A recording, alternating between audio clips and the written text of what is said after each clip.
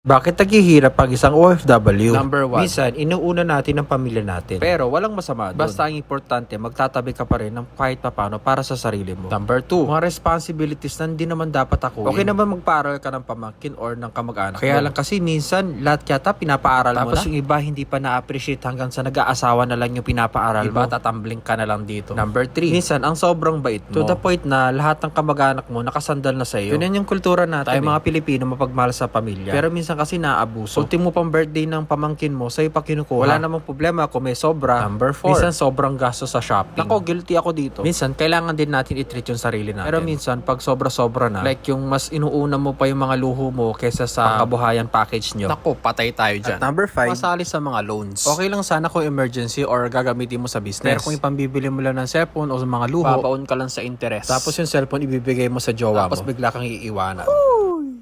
Janjaranan! Shoutout! Maraming salamat sa mga nag-share ng recent video ko. At kung gusto mo mapasama sa shoutout, i-share mo na ang video na ito. And for more nakakatuwa at nakaka-goodbye sa videos, please like, comment, and follow my Facebook page. Kita-kits!